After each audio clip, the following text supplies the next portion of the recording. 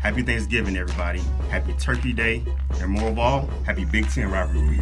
Man, I can't believe it's already here. Hey, went by fast. BTN Stats Guys back again. I'm Ernest Tolden here with Harold Sheldon. Let's get right to it. There's a lot to talk about this week. Let's start with the college football playoff rankings. Not a lot changed. No, I mean, the top 12 teams all stayed the same. The only change in the order was 2 and 3 flip-flopping. Miami moved up to 2. Clemson went down to 3. Wisconsin still at 5 despite being 11-0 with the big win last week. They're the first 11-0 power conference team to never be in the top 4 in the committee rankings, which is pretty crazy. Ohio State stays at 9 and Penn State still at 10. Speaking of rivalry week, what better matchup to start with arguably the biggest rivalry in college sports? Yeah, Ohio State, Michigan is the game, but it's been pretty one-sided for more than a decade. Ohio State has won 12 of the last 13 meetings, and if they win Saturday, their 6-game streak would be tied for the third longest by either team in the series. JT Barrett is trying to become the first starting quarterback for either side to go 4-0 in this rivalry. He's also 1 win shy of tying Art Schlichter for the most wins overall by an Ohio State quarterback.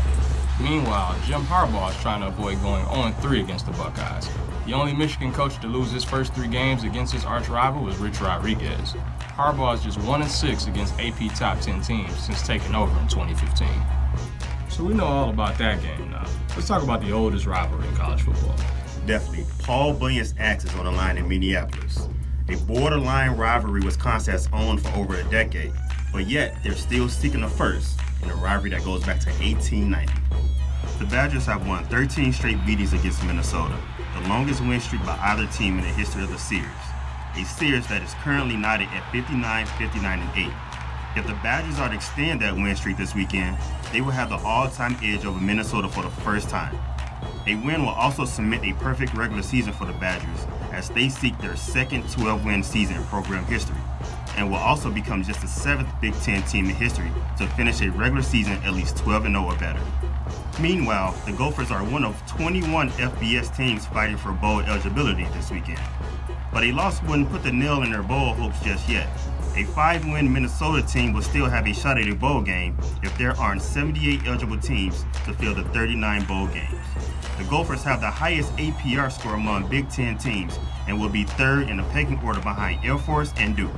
This is how the 5-7 Minnesota team was able to reach the Quick Lane Bowl just 2 years ago.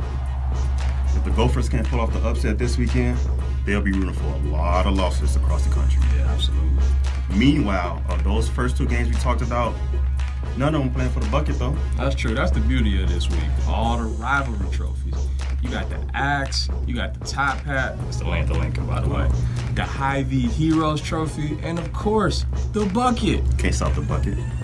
It's a bowl bucket this year, as the winner will go bowling while the loser is likely home for the holidays.